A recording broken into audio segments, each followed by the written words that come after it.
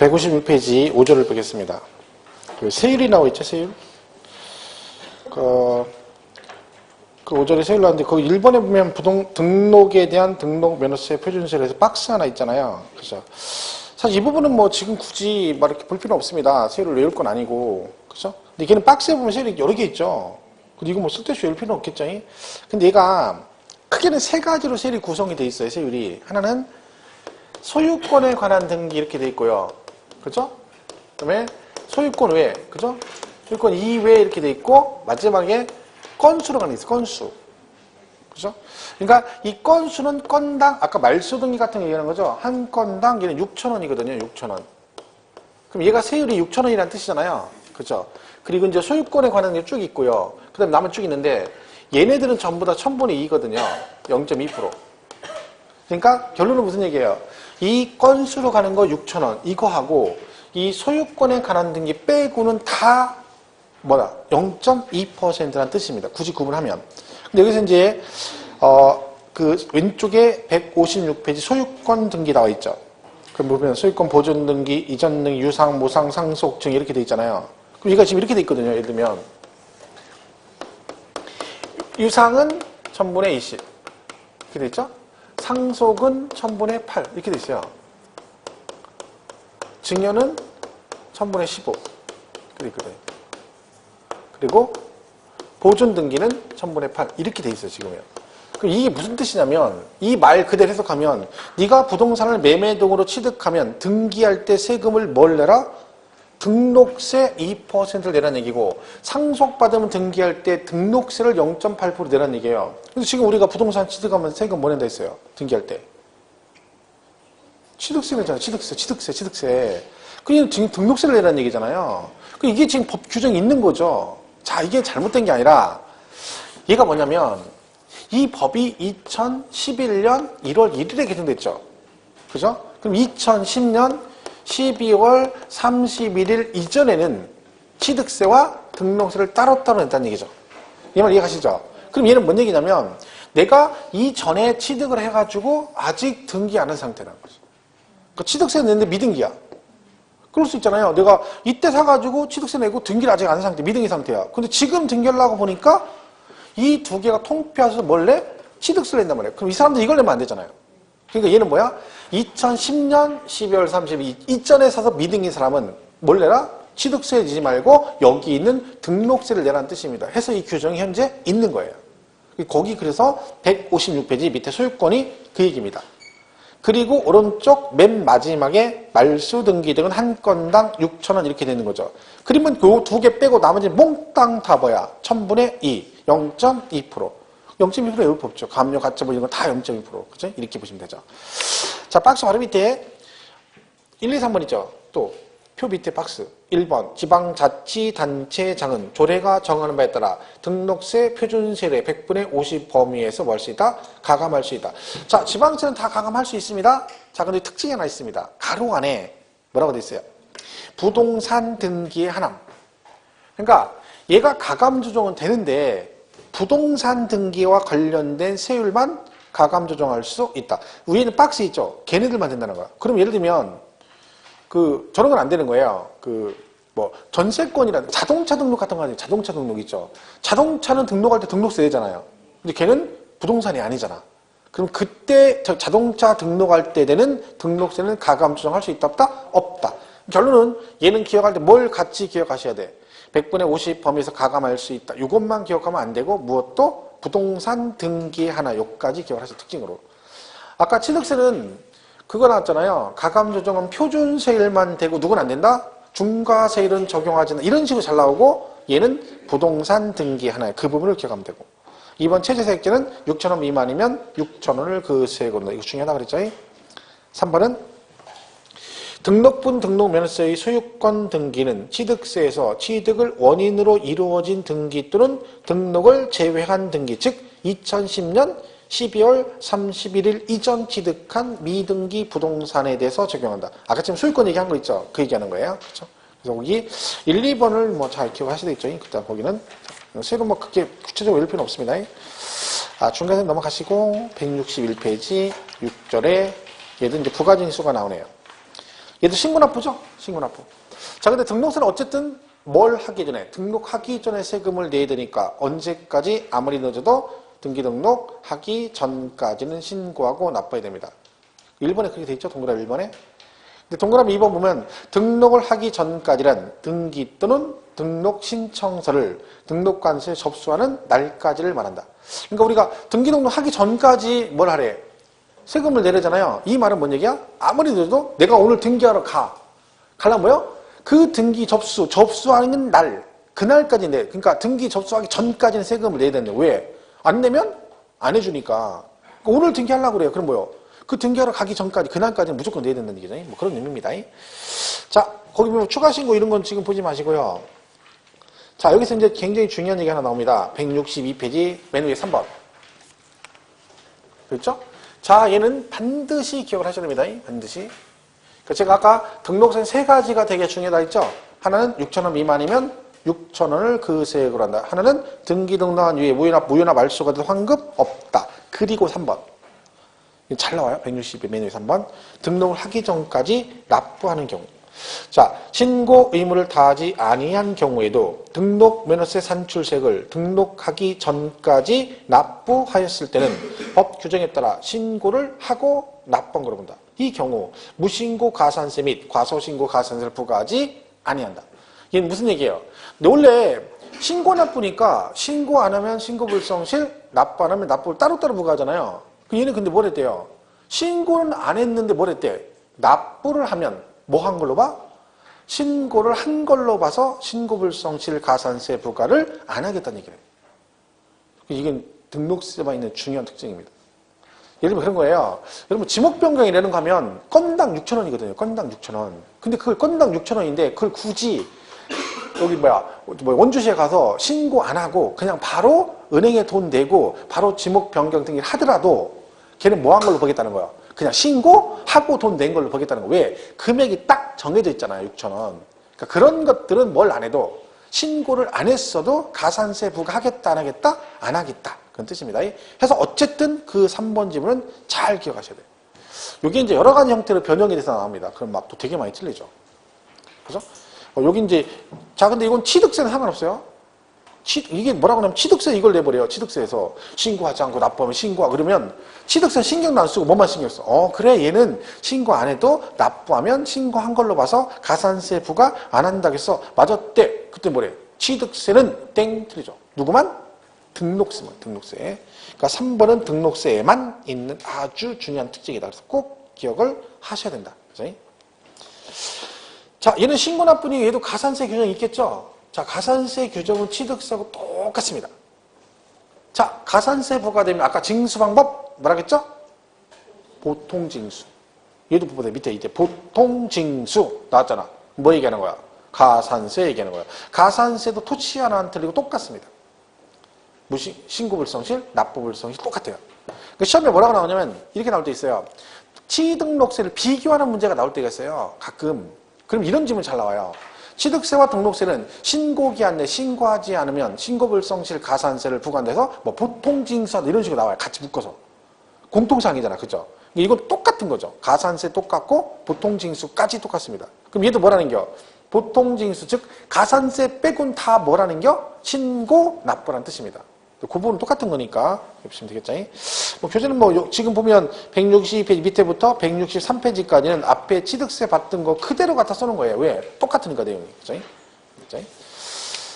나머지는 볼 거 없습니다. 넘어가시고 164페이지 4번에 부가세 나오죠? 지방교육세 20% 내시면 되고 만약에 감면을 받게 되면 세금은 깎아줘도 부가세는 내야 되거든요. 그때 내는 게 뭐다? 농어촌 특별세 20%입니다. 그죠? 최저세액 6,000원 미만이면 6,000원 한다. 그죠? 그거 잘 기억하시고. 비과세는 뭐 특별한 거 없습니다. 그건 나중에 간단하게 볼 거니까. 그죠? 등록세는 크게 없어요. 그냥 이렇게 정리하시면 돼요. 그죠? 얘는 그냥 수업 듣고 나중에 문제 잠깐 풀고 이러고 가면 돼요. 그죠? 얘는 그러니까 괜히 무리해서 책을 줄치면 읽는다든가 그런 불상사가 있으면 안 된다 말씀드렸죠? 미리 말했는데 꼭 줄치고 있는 사람들이 있어요. 말을 참 안 듣죠? 그죠? 그러니까 점수가 안 나오는 거야. 제발 좀 부탁인데 말 좀 들어. 선생님이 하는 얘기를 좀 들어야지. 누구 얘기를 듣고 공부하는지 모르겠어. 제가 엊그제 학원을 갔는데 그 통로가 이렇게, 거기 이렇게 학원 있고, 이렇게 옆에 통로가 있고요. 그 안쪽에 이제 저희 쉬는 공간이 딱 있어요. 근데 수강생 나오면 거기 나와서 복도에서 얘기를 해요. 그래서 이렇게 쭉 쉬고 있는데, 막 누가 열배를 토하는 거예요, 두 분이. 그러니까 막 단무지가 막 듣나 봐. 근데 그게 내가 들으려고 그냥 들려요. 큰 소리 얘기하니까. 그러니까 그 재수강이신 두 분이, 남자분 두 분이 그 신빙들을 쭉 모아놓고 강의를 하시는 거예요. 그 정보를 주는 거예요, 정보를. 다양한 정보를 주시는데, 뭐 그런 거예요. 자, 그러니까 카페 얘기를 하는 거예요. 어디 인터넷, 어디에 들어가면, 다음 카페 어디 들어가면 뭐가 있대. 거기 들어가면 무슨 자료가 있고, 어디 가면 어떤 선생님이 뭐가, 그걸 막 알려줘. 막 열변을 토하는 거예요. 그러니까 인터넷에 수많은 자료가 있다는 걸 본인이 힘들게 1년 동안 얻은 정보인데 이걸 니네한테 공개한다는 식으로 막 얘기를 해줘. 그러니까 막 또 옆에서 막 그 신빙들은 막 또 모르니까 막 혹해가지고 열심히 막 경청하는 거야. 그거 안 된다니까 내가 말했잖아. 근데 그 얘기를 막 하시는 근데 계속 들리는데 저 계속 가면 안 될 것 같아. 그래서 내가 나갔어요. 나가가지고 이게 있잖아. 그래서 에이 화장실 가야 돼. 옆에 농담으로 이렇게 훅 가서 그냥 그리고 씩 지나가니까 그때 이제 얘기를 그만하는 거예요. 아니, 무슨, 뭐, 이상한 그런 얘기를, 안 된다니까, 그렇게 하면. 하여튼 떨어지는 사람 특징이 그러니까요. 자료 많고. 자료가 많은 사람이 떨어져. 그리고 동영상 여러 개 된 사람 떨어지고. 특징이 있어요. 왜? 그럴 시간이 없거든요. 왜 떨어지냐면, 여러 개를 할 시간이 없어요. 그렇게 많지가 않아요. 그러니까 하나도 정확하게 이해하기 시간이 많이 부족한데, 그걸 여러 개 하니까 당연히 떨어지는 거예요, 그거는. 쉽지 않거든요. 근데 막 자리도 하여튼 많아요. 어디서 구하는지도 많아. 줘봐. 어디서 이렇게 구하는지 막 여기저기서 막 구해가지고 인터넷 복사해가지고 막 들고 다녀. 막. 그죠? 보면 많아. 그죠? 동강도 참 많이, 돈도 많아. 학원에서 학원비를 때리면 그렇게 깎아달라고 비싸다고 하면서 또 동강은 딴 데 가서 막 단과 이거 신청하고 저거 신청하고. 아이고, 진짜. 본인들이 선택하는 건 어쩔 수 없는데, 근데 그게 떨어진다니까. 그러면 떨어지는 확률이 많다니까요. 이게 꼭 떨어지진 않아요. 근데 100명이 그렇게 하면 한 10명이나 붙으려나 모르고 나머지 다 떨어져요. 그건 안 좋은 거예요. 그러니까 가능하면 하나만 봐. 근데 이럴 수 있잖아요. 제가 정말 마음에 안 들어 강의가. 그럴 수 있죠. 저거 안 맞으면. 그러면 한 명건 들을 수 있어요. 다른 사람 한 명은. 근데 그 사람 특징이 거기에 만족을 못하면 그 하나로 만족을 못해요. 그래서 막 2명, 3명 걸 듣는 거야. 이거 진짜 안 좋은 거예요. 그거는요. 그럴 수 있잖아요. 왜 강의 스타일이 안 맞으면 제 강의 스타일이 안 맞으면 또 인터넷 찾아가지고 어떤 선생님이 세법 잘하는 사람이 있단 말이야. 그럼 그 사람 거 들으면 돼요. 하나는. 2개, 3개는 듣지 말라는 얘기죠. 그건 진짜 안 좋은 현상이래요. 그러니까 잘 봐가지고 하나만 딱 선택을 하는 거지. 그거는 가능해. 왜? 뭐 그건 제가 말릴 필요가 없어요. 왜? 저거 안 맞으면 그럴 수 있는 거죠. 왜? 합격하는 게 목적이니까. 너무 많은 걸 들은 건 안 좋다는 거죠. 근데 그걸 잘 생각하시고 들으시면 됩니다. 어쨌든 말을 잘 들으라는 얘기야. 앞에 선생님 얘기를 드려야지. 누구 얘기를 듣고 다니는지 모르겠어요. 제가 몇 번 얘기해요. 세법은 내가 제일 잘한다니까, 여러분 중에서. 이 중에 나보다 세법 잘하는 사람 나와보라고 그래. 내가 제일 잘해요. 그건 내가 자부할 수 있잖아요. 그잖아요. 그건 내 말을 들어야지. 공법은 이동희 선생님이 제일 잘하고, 갑성이가 공시법은 제일 잘하고, 그죠? 그럼 갑성이 하는 일, 갑돌이가 따라오는 대로 날 따라가야지. 엉뚱하게, 알았어. 하고 뒤에서 딴짓하는 거, 막, 이러면 안 되죠. 다른 분들 공시법 시간에는 좀 성의를 부여해야 돼. 진짜 열심히잖아요. 그죠? 대한민국 개처럼 열심히 하는 사람 본 적이 없어. 아우, 강의를 너무 열심히 해. 부담스럽게, 막, 그죠? 진짜 타고났어, 걔는. 나는 이 땅에 왜 태어났어? 강의하려고 태어났어. 국어 선생님 진짜 그거예요. 나는 역사적 사명을 띠고 태어난 게 아니라 난 이 땅에 공인 중에서 강의를 하게 태어난 사람이 국합성, 이름이 밑에 국합성 이렇게 써야 된다니까. 딱 맞다니까. 가는 데마다 그래요. 가는 데마다 학원 선생님들이 아우 공식 선생님 너무 열심히 따리라고. 하지 말았는데 자기가 열심히 해요. 이렇게. 어떤 학원에서 하지 말았는데 자기가 한대. 자기가. 나 이래려고 특강하는데 무리 특강하는데 아니 왜 무리하시냐고. 그냥 한대. 그죠? 참 이해가 안 간다니까. 그런 애들이 있으니까 우리 같은 사람이 좀 그렇잖아요. 왠지 내가 좀 설렁설렁한 그런 느낌 들고 성의 없이 보이고 그러잖아. 공시세법이잖아요. 근데 공시는 겁나 열심히 한다면 세법은 좀 상대적으로 그런 느낌이 드는 거야. 반대로 얘기하면 나 때문에 걔가 빛나는 거예요. 내가 만약 2시까지 막 세법 열심히 해 막 경쟁되면 티가 안 나요. 걔는 진짜 나한테 진짜 잘한다니까. 그죠? 근데 국악 선생님은 이제 같이 있다 보니까 이렇게 같이 한권 강의하는 데가 몇 군데 있거든요. 그럼 꼭 그게 된다니까. 그치? 자, 지금 이제 재산세는 문제가 3문제가 나와요. 얘는 매년 3문제 아니고 올해도 3문제 나온다고 생각하시면 되고 174페이지. 그죠? 거기 뭐 개요 같은 건 읽을 필요 없고요. 그 2번에 재산세 특징이 나오죠. 그걸 잠깐 읽어보겠습니다. 자, 그럼 일단 1번 재산세는 보유세. 자, 보유세죠. 앞에 있는 취등록세는 취득 관련 조세고 지금부터 얘하고 종합부동산세는 보유와 관련된 조세다. 그리고 과세 기준일 현재 납세 의무가 성립하는 조세이다. 여기 중요한 건 얘는 과세 기준일이 나오죠. 얘는 언제를 말하냐면 매년 6월 1일을 말합니다. 그러니까 과세 기준일의 뜻이 뭐다? 세금을 부과할 때 법적으로 기준이 되는 날, 그런 뜻이죠. 그럼 재산세는 언제를 기준으로? 6월 1일. 그러면 지금 현재 여러분이 아파트를 가지고 있어요. 작년에 재산세 내셨죠? 올해 재산세는 누가 낸다? 아직 모른다. 왜?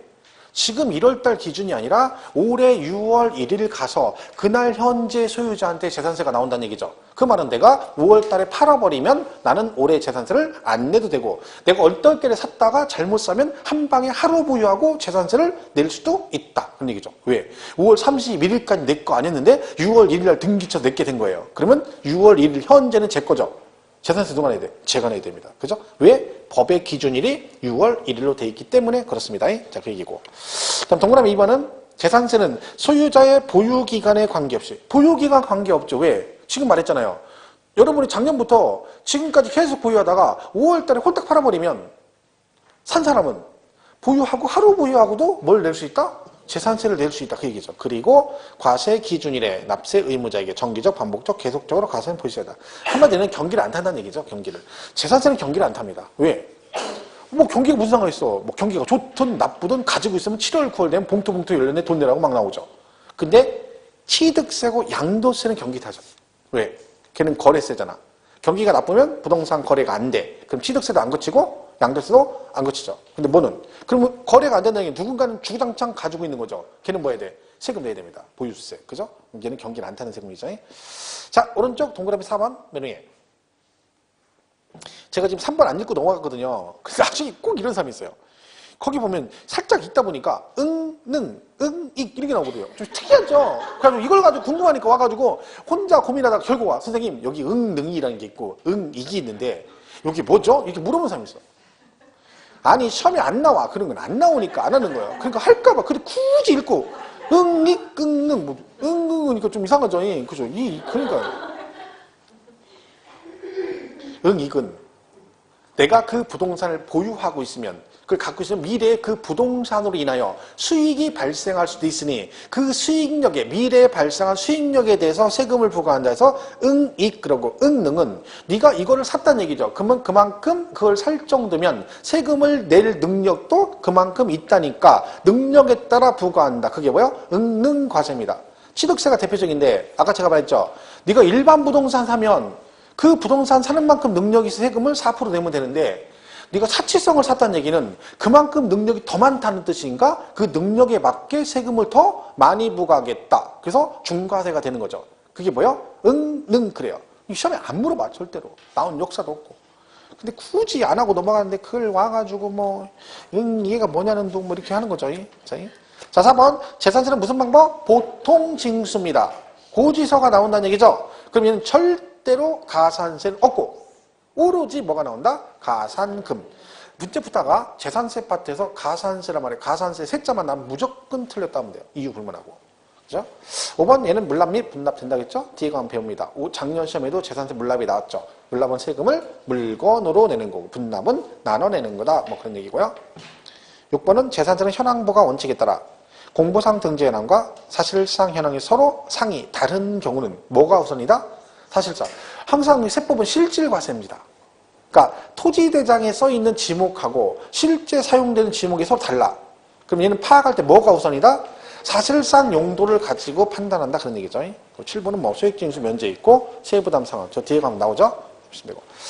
자, 3번에 과세 주체, 즉 과세권자가 나옵니다. 얘는 시군구세잖아요. 그죠? 과세권자는 누구겠어요?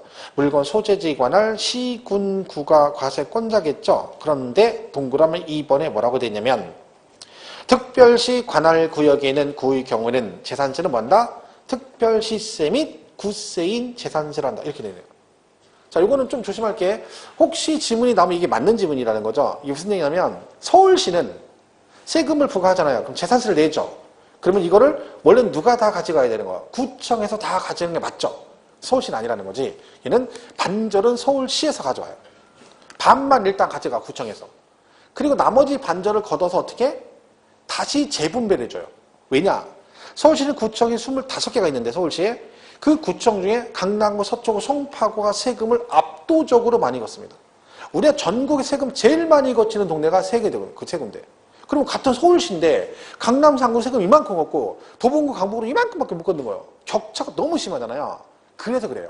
그 격차를 줄이기 위해서 세금을 걷어서 도봉구나 강북 이쪽에 세금이 좀 세수 약한 데다가 좀 더 주는 거죠. 그래서 어디하고 어디를 강남, 상구와 다른 구청끼리 격차를 줄이겠다 해서 서울시만 이렇게 갑니다. 그럼 나머지 광역시는 그런 거 없습니다. 왜? 나머지 광역시는 지가 뭐 비싸봤자 도토리 키재기라는 거지. 그죠? 서울시는 아니라는 거죠. 그래서 서울시만 뭐라고 돼 있어? 특별시 및 구세다.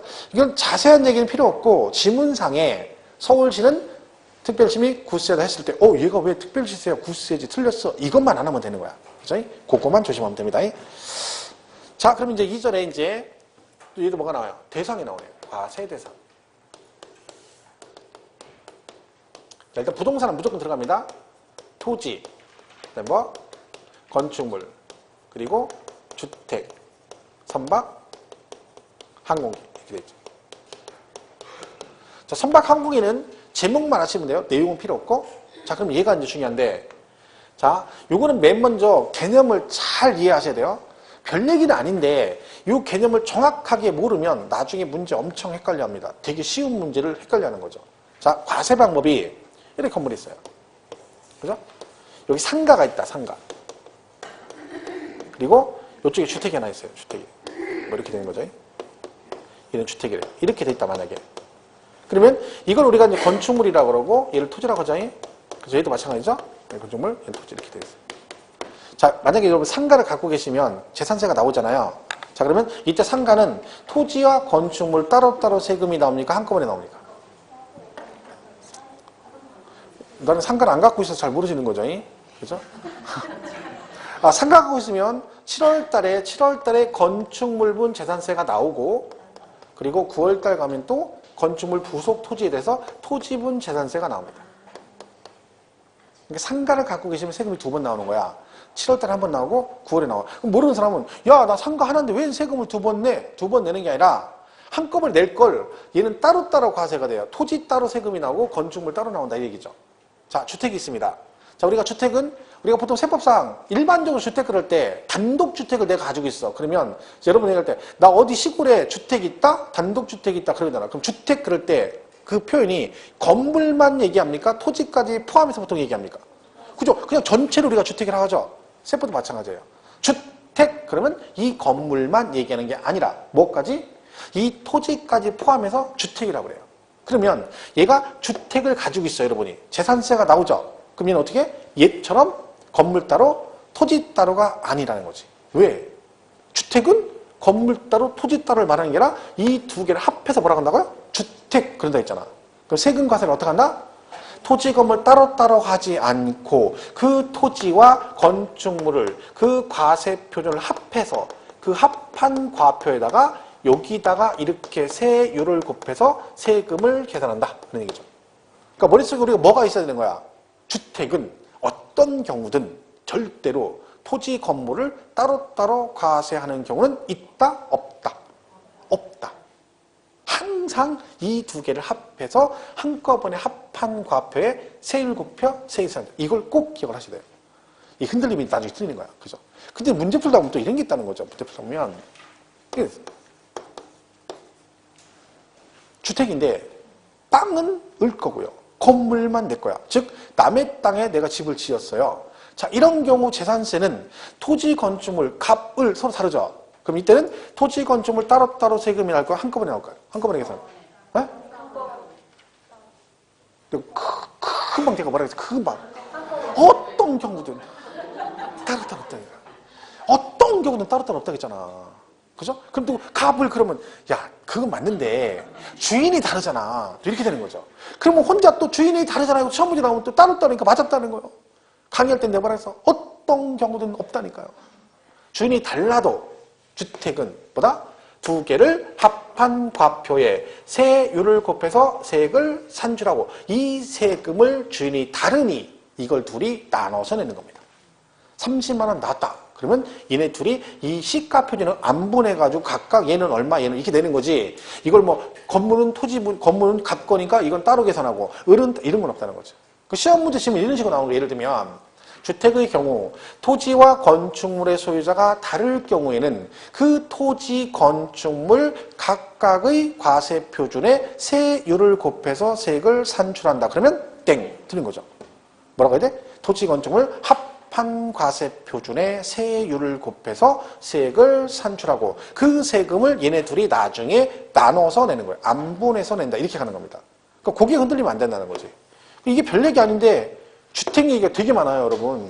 재산세 보면 주택 얘기 굉장히 많아요. 실제 시험에 보면 거의 얘 얘기거든요. 막 뒤에 뭐 별장 얘기 나오고 고급 주택 얘기 나오고 겸용주택 얘기 나오고 다가구 주택도 있고 막 그래요. 그 얘 과세 방법이 어떠냐 이런 것도 막 나오거든요.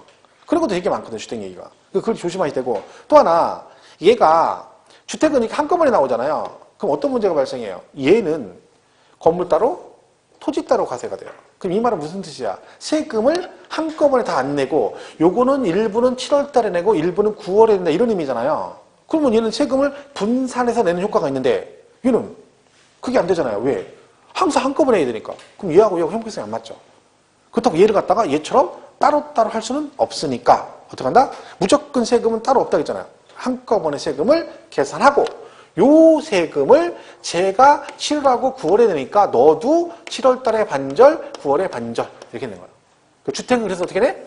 반절은 7월 달, 반절은 9월 달에 냅니다. 뭐 토지 따로 건축물 따로가 아니라 그 세금을 계산해서 30만 원 나오면 15만 원은 7월 달에 나오고 15만 원은 9월에 나온다. 이런 얘기입니다. 그래야 얘처럼 나눠낸 효과가 있다. 그래서 주택은 항상 반절씩 나눠낸다. 이런 얘기죠. 근데 이제 이번에 개정된 게 뭐야? 이게 나중에 배우는데. 그러면 2번 낸다는 얘기잖아. 고지서가 2번 나온다는 얘기잖아요. 그러면 돈 뭐 5만 원 이런 거 나왔는데 막 10,000원 나왔는데 막 5천 원 7월 달에 5천 원 9월. 이거는 일거리 많아지고 비용도 많이 드니까 법에 무슨 규정이 있어? 그러지 말고 아무리 그래도 짜잘한 금액은 그냥 한꺼번에 부가 징수할 수 있다라는 규정이 있는데 그게 작년에는 10만 원 이하였는데 올해는 20만 원으로 바뀌었죠. 개정. 그럼 저 뒤에 나옵니다. 지금 안 하고. 나중에 개정할 때 볼 거예요. 개정상인 게 잘 기억하셔야 돼요. 시험에 잘 나오는 얘기거든요. 그러니까 10만 원 올해부터는 뭐냐? 20만 원 이하까지는 한꺼번에 부과할 수 있다라고 개정이 됐습니다. 자, 그래서 그렇고 그러면 나중에 이제 요거 있죠. 이거 얘하고 얘를 설명해요. 그러니까 재산세 과세 대상 토지는 이런 걸 말한다. 건축물은 이런 걸 말한다. 해놓고 자, 그럼 여기 저기 주택. 이 주택의 건축물은 여기서 말하는 건축물에 해당이 될까 안 될까요? 이 여기서 말하는 건축물에 주택의 건축물도 포함한다. OX. X죠, X. 이게 포함한다. 그럼 어떤 뜻이 돼버려요? 그럼 얘도 얘네처럼 건물 따로 과세한다. 이런 의미가 되잖아요. 그러니까 당연히 여기서 말하는 토지와 건축물의 범위에 주택의 부속 토지와 건축물은 포함하지 않는다. 그러니까 따로 여기 있잖아요. 이렇게 돼 있는 거지. 그죠? 뭐 그런 것도 지금 언급이 됩니다. 자, 그래서 교재를 잠깐 보시면 176페이지 1번 토지 나오잖아요. 그죠? 토지 정의가 나와 있죠. 굵은 구시로 뭐라고 돼 밑에. 다만 주택의 부속 토지는 제외한다 그랬고 2번의 건축물도 굵은 구시로 다만 주택용 건축물은 제외한다. 뭔 뜻인지 아시죠? 다 그 얘기고. 3번 주택에 보면 맨 밑에 동그란 3번에 주택은 주택용 건물과 부속 토지를 통합하여 재산세를 과세한다. 그러니까 따로따로 하지 않고 한꺼번에 계산한다. 그죠? 이런 뜻이죠? 이거 보시면 됩니다.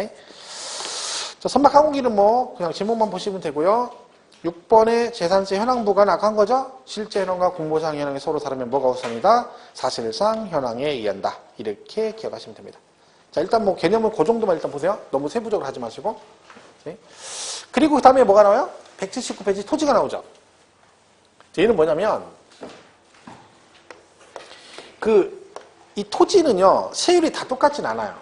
왜? 토지가 용도가 다 틀리거든요. 어떤 사람은 농사를 짓고 어떤 사람은 나대지를 가지고 있고 누구는 건물을 지었는데 농지와 나대지가 세율이 같다. 이건 말도 안 되는 얘기입니다. 왜? 나는 농사를 짓고 있는데 나대지 뜻이 뭐라겠어요? 아무것도 않고 나자빠져 있는 땅이란 뜻이라겠잖아요. 그러니까 비사업용 토지란 말이에요. 그러니까 세율이 다를 수밖에 없죠. 그래서 법으로 그 토지를 사용하는 용도에 따라 세 가지로 구분해서 세 가지로. 그래서 하나는 분리 과세 대상 토지가 있고 또 하나는 별도 합산 대상 토지라는 게 있고 또는 종합합산이라는 게 있어요. 이렇게 토지를 무조건 세 개로 구분해요. 그 얘기는 만약에 여러분 작년에 토지분 재산세 9월에 내신 분 있으면 집에 가서 고지서 보시면 본인 땅이 무조건 세 개 중에 하나 해당돼요. 무조건 세 개 중에 하나. 그러니까 내가 다 가질 수 있죠. 그럼 한 장에 세 개 다 있어요. 분리 얼마, 별도 얼마, 종합 얼마, 토탈 얼마 이렇게 되는 거죠. 그러니까 이거의 대표적인 게 농지예요. 농지. 그러니까 내가 농지를 가지고 농사만 졌다 그러면 무조건 뭐예요? 분리과세입니다. 그죠? 여러 개 있죠. 여기 대표 주제는 상가 갖고 계신 분 있죠. 상가. 그 건축물 부속 토지는 다 별도 합산이에요. 지금 우리 학원부터 시작해서 양쪽에 막 상가 쫙 있잖아요. 그 부속 토지는 다 뭐라고 생각하면 돼? 별도 합산. 나대지는 종합 합산이에요. 이렇게 구분되어 있다는 거지. 이 시험이 굉장히 잘 나옵니다. 왜? 양이 겁나 많거든요. 시험이 뭐라고 나와? 다음 중 분리과세인 걸 골라라. 다음은 별도인 걸 골라라. 그럼 이 문제를 풀려면 뭘 알아야 돼? 어느 게 분리고 어느 게 별도인지 다 외워야 되거든요. 한번 외워볼까요? 179페이지. 외우지 말고 볼까요? 179, 180, 181, 182, 183, 184, 185, 86, 87, 88, 89, 90, 91, 92, 93. 얼마 안 되죠? 그 93페이지. 거기까지인 걸 싹 외워서 하나 맞추는 거죠. 몽땅 외워가지고 하나 딸랑 하나 맞추는 거예요. 해야 된다 말아야 된다. 나 같으면 안 합니다. 저 같으면 안 합니다. 그걸 미쳐도 그 한 문제 맞추겠다고 몇백 개를 말도 안 되는 거죠. 시험에 굉장히 잘 나와요. 왜?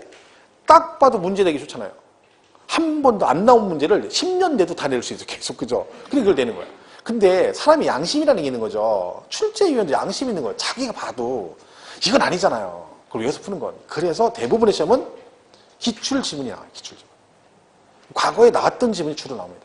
사실은 근데 그거 아니어도 이거에 우리 중개사 공부의 가장 기본이 뭐냐면 기출 문제입니다.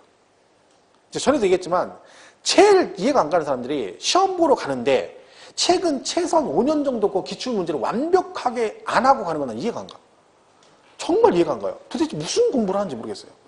그리고 무슨 시험을 봐서 합격한다는 나 이해가 안 가. 아니 황당하잖아요. 왜? 기출된 지문이 또 나오거든요. 한 60, 70%는 그대로 나오거든요. 지문이. 근데 그거를 모르고 그냥 생짜로 가서 공부 시험 본다는 거잖아. 그러고 무슨 시험에 떨어지면 뭐 떨어지는 말은 말도 안 되는 소리입니다. 희한하죠. 희한하죠. 그래서 저는 그러거든요. 매일 만약에 시험 보러 갈 때 시험 보기 직전에 시험을 보잖아요. 그러면 최근 5년 거 전 과목 시험을 보면 100점 맞아야 되는 거예요. 100점 맞아야 되는 거야. 그 지문을 다 완벽하게 이해를 해야 되는 거지. 그게 기본이야. 근데 장담하지만 대부분의 사람들은 그 전에 기출 문제 보죠? 그것도 60 못 맞아. 그것도. 그리고 무슨 시험을 보러 가서 합격을 한다고. 이해가 안 가는 얘기죠. 참 답답한 노릇입니다. 저는 수업 시간에 얘기를 많이 하거든요. 근데 사람 말을 안 믿어. 하라고 하면, 또 나가면 밥 먹고 이제 커피 마시면 잃어버려. 막 또 드라마 얘기하고, 뭐 흑기사 얘기하고, 막 끝나. 정말 이해가 안 가는 얘기죠. 기출이 안 나올 수가 없어요, 여러분. 60, 70%는 무조건 반복이야. 왜? 제가 문제 내도 똑같아요. 장담하지만. 어쩔 수가 없어요, 그거는. 그러니까 무조건 나중에 지금 말고 지금 하라는 얘기는 아니에요. 나중에 또 얘기해 줄 테니까. 꼭 하셔도 꼭, 그죠? 얘는 그러니까 기출 지문이 많이 나오기 때문에 여러분 신경 쓸 거 없고, 제가 수업 시간에 간단하게 3, 4월 강의 때 이 부분에 대한 설명을 합니다. 수업 시간 한 20분, 30분 정도 해요. 그러면 거기서 몇 가지 중요한 거 체크해서 그것만 딱 보시면 돼요. 그죠? 근데 그것만 나중에 기억하시면 돼요. 그럼 생각보다 문제를 쉽게 풀 수 있습니다. 이 부분은. 그죠? 그러니까 여러분이 볼 건 아니고 넘어가시면 되죠. 자, 대상은 그래서 일단 토지는 이런 건 있다. 어떻게? 세 개로 구분이 된다는 거 정도는 알고 가시면 됩니다. 그죠? 이렇게 돼 있다. 이렇게 하면 되겠죠? 실제 이제 그럼 재산세 제일 중요한 파트가 어디냐? 194페이지예요. 얘가 랭킹 1위죠. 랭킹 1위. 그러니까 시험 출제 빈도 가장 높은 게 194페이지 납세 의무자입니다. 근데 작년에 나왔죠, 이게. 작년 나오면 올해 안 나오느냐? 그래도 공부를 해야 됩니다. 얘는 또 나올 수도 있어요. 그 정도로 얘는 자주 나와요. 그러니까 내가 재산세 파트 공부했는데 납세 의무자가 나왔는데 문제 틀렸다. 그럼 말이 안 되는 거야. 그죠? 이건 무조건 이유 불문하고 달달달달 해야 된다. 그런 얘기죠. 자, 그럼 앞부분만 하겠습니다. 앞에 거기 납세 의무자 부분만. 자, 이렇게 돼 있어요. 자, 거기 제목이 뭐라고 돼 있어? 사실상 소유자라고 돼 있죠? 원칙이 이해돼요. 자, 이렇게 됐죠. 과세 기준일 현재. 즉 언제? 6월 1일 현재 실제 소유자. 이런 뜻이에요. 자, 이 말 뜻은 잘 보세요. 보통 우리가 부동산을 보유하는 형태는 실제 소유자도 본인이고 등기도 본인 앞으로 보통 하죠. 명의신탁하지 않는 한은. 일반적으로는 공보상의 소유자 누가 일치해? 실제 소유자가 일치합니다. 자, 걔네 둘이 일치하면 말할 필요가 없는 거죠. 근데 얘가 원칙적 납세 의무자가 얘란 얘기는 무슨 뜻이에요? 뭔가로 인해서 누구랑 누가 공보상의 소유자와 실제 소유자가 달라지면 실질과세 원칙에 따라 누구를 사실상의 소유자를 납세 의무자를 하겠다 이런 뜻입니다. 자, 이게 무슨 얘기냐? 이런 얘기입니다. 자, 원칙적 납세 의무자 누구라고요? 6월 1일 현재 누구? 사실상 소유자. 이 뜻이잖아요. 그죠? 자, 그런데 얘가 이제 소유권 변동 사유가 생긴 거예요. 매매 등을 할 수 있잖아요. 그 전에. 이렇게 매매를 한 거예요. 갑을이. 이렇게 둘이 매매를 했는데 얘들 그러면 계약서를 쓸 거 아니에요. 계약서. 근데 계약서를 썼는데 잔금 날짜가 이날이에요. 5월 31일. 이날이 계약서의 잔금 날짜예요. 이렇게 쓴 거야. 그럼 뭔 얘기야? 을이 갑한테 내가 너 5월 31일에 잔금 줄게라고 계약서를 쓴 거죠. 자, 이 상태입니다. 자, 이 상태에서 을이 자, 일단 취득을 한 거잖아요. 그죠? 그럼 얘가 이제 중요한 건 뭐예요? 재산세에서 얘가 어느 시점에 사실상 소유자로 보느냐가 되게 중요합니다. 왜? 그 날짜 하루 차이로 납세 의무자가 달라질 수 있다는 거지. 왜? 기준일이 6월 1일이니까 이날이냐 6월 2일이냐 이 전이냐에 따라서 납세 의무자 달라져 버려요. 그러니까 뭐가 되게 중요한 거야? 얘가 언제 실제 소유자가 된 걸로 보느냐 이게 되게 중요하죠. 이 판단을 뭘 가지고 가냐면 취득세 취득 시기를 따라갑니다. 우리 취득세 취득 시기 배웠죠. 그럼 취득세에서 얘는 이날 을은 이날 취득한 걸로 보면 돼. 그럼 재산세도 그날 얘가 이 재산에 뭐가 된 걸로 봐? 실제 소유자가 된 걸로 봐버리겠다는 거예요. 그럼 아까 우리 전 시간에 지난주에 개인 간 매매를 하게 되면 유상승계인 취득일이 언제라겠어요? 국수공판장 빼고는 뭘로 가? 계약서상 잔금지급이라 했잖아요.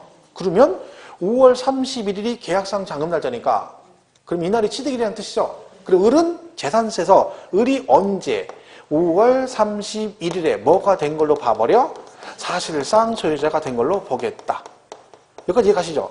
그러면 결론은 얘가 5월 31일에 사실상 소유자가 되었으니 당연히 재산세는 누가 내야 돼? 얘가 내죠. 왜? 이날 현재 소유자니까.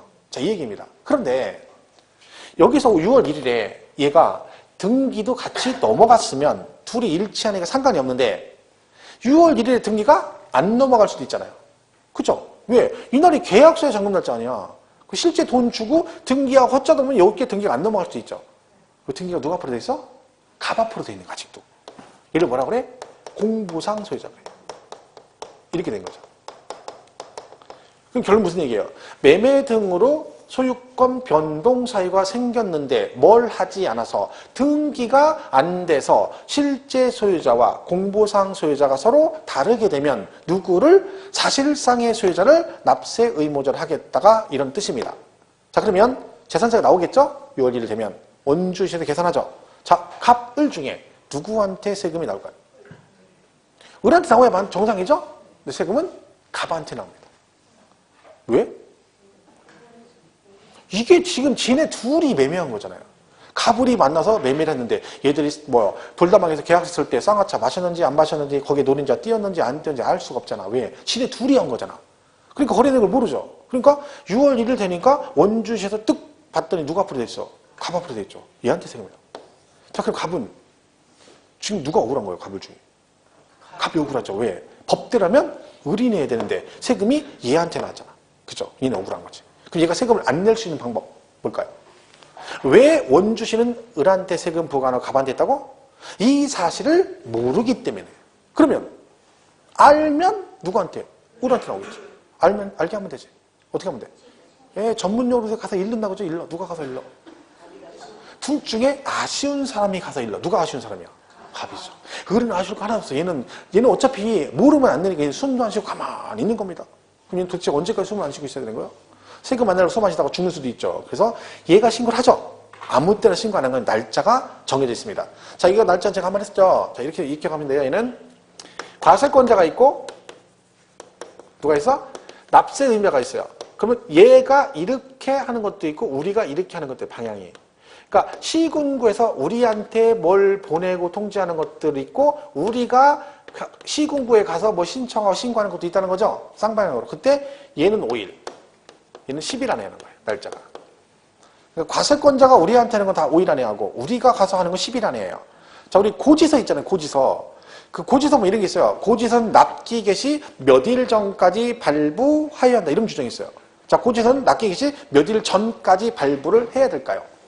5일. 왜? 걔네가 우리한테 보내는 거죠, 고지서. 자, 얘는 변동사실을 신고해야 되죠, 갑이. 며칠 안에 신고해야 될까요? 10일, 10일. 왜요? 우리가 가서 신고하는 거잖아. 그죠? 10일 안에 뭐 한다? 신고한다. 별 얘기 아니잖아요. 다 이렇게 얘기하면 돼. 나중에 물납 같은 거 배워. 그러면 물납은 신청을 납부기한 몇 일 전까지 신청해야 된다? 12일 전. 신청하면 걔네들이 허가 여부를 결정해서 우리한테 통지해준다? 며칠 안에 통지한다? 5일 안에. 걔는 이렇게 기억하면 돼요. 그래서 이 날짜는 이렇게 보면 돼요. 이게 시험에 안 나오느냐? 나오죠. 그럼 지금 생각에 자신감 딱 붙어가지고 내가 딴 건 몰라도 이건 맞춘다. 나왔죠? 그래서 뭐래요? 10일. 우리가 하는 거 10일? 하고 맞았다고 딱 했는데 땡! 틀렸네? 또 뭐래? 왜 틀렸지? 그럼 짝꿍한테 너 이거 며칠 안 10일. 또 뭐라고 해요? 희한하다는 것도. 10일 봤다는 거지. 희한한 거 많죠? 둘이. 그 둘이 되게 좋아하죠? 둘 다 10일이니까 둘 다 틀렸는데 되게 좋아하죠? 틀렸는데 맞으면 되게 좋아. 둘이 일치하면 되게 싫어요. 왜? 동지가 생긴 거예요. 나도 죽고 너도 같이 죽는다 이거지. 위로가 되는 거지. 왜 틀렸냐? 언제로부터 10일? 과세 기준일로부터 10일입니다. 이게 근데 시험에 사유 발생일로부터 납기 개시일로부터 10일 그래요. 그 내 눈에는 누구만 보여? 10일 너만 보여? 죽어도 안 보인다 이거.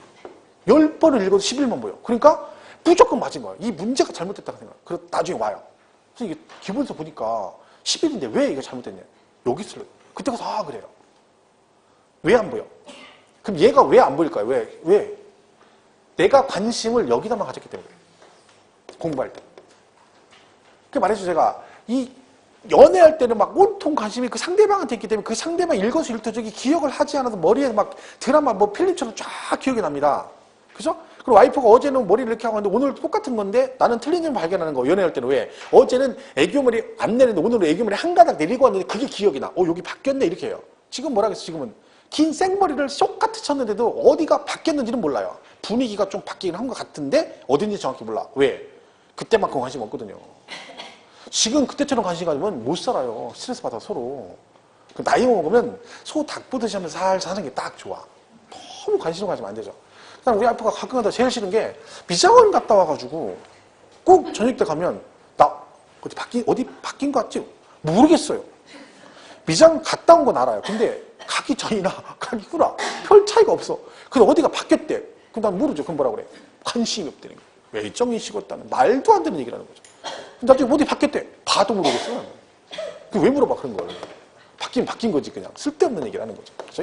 자, 그래서 잘 보세요. 여기. 그럼 공부를 어떻게 해야 되는 거야? 할 때 내가 사람 심리가 그래요.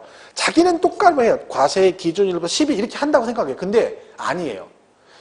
과세 기준일 대충 읽고 넘어간 다음에 그 다음에 11, 11, 11 그런 거야. 사람 심리가. 그게 얘가만 보이는 거야. 그게 잘못된 거야. 자, 소유권 변동 상했어. 며칠 안에 신고한다? 며칠 안에? 그렇지요. 그렇게 얘기해야 되는 거야. 12일 그러면 안 되고. 과세 기준일부터 10일 그래야 되는 거지. 습관을 그렇게 들으면 나중에 문제를 어떻게 읽어요? 10일이랑 안 읽고 과세 기준일로부터 이렇게 읽어. 그럼 걔가 보이는 거야.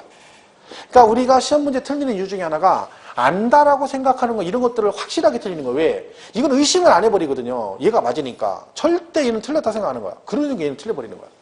그것 때문에 우리가 틀린 거죠. 그러니까 그런 걸 우리가 조심해야 돼요. 나중에 자꾸 보완하면 됩니다.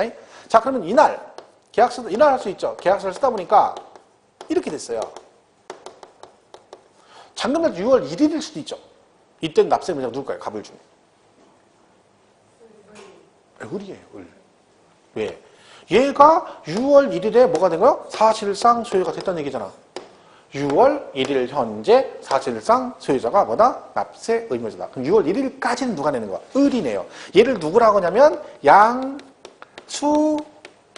그리고 얘를 뭐라 그래? 양도인 그래요. 그래서 6월 1일 현재 양도 양수되면 누구를? 양수인이 납세 의무자. 즉 6월 1일까지 매수가 재산세를 내는 겁니다. 그럼 여러분이 만약에 올해 내가 아파트를 취득할 계획이 있다. 부동산을 취득할 계획이 있다. 그러면 올해 재산세 안 내시려면 5월쯤에 계약하려면 잔금 날짜는 언제로 가야 돼?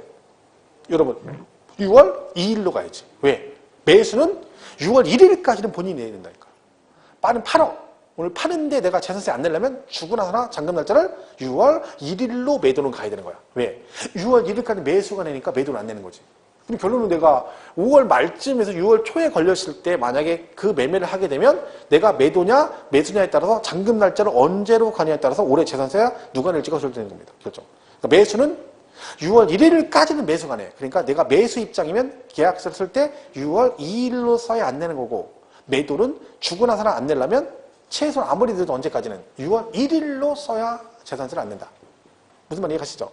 잘 헷갈릴 걸 지금. 6월 1일. 눈만 뻑뻑뻑뻑 계산하지 마요. 나중에 알 수 있어. 그죠?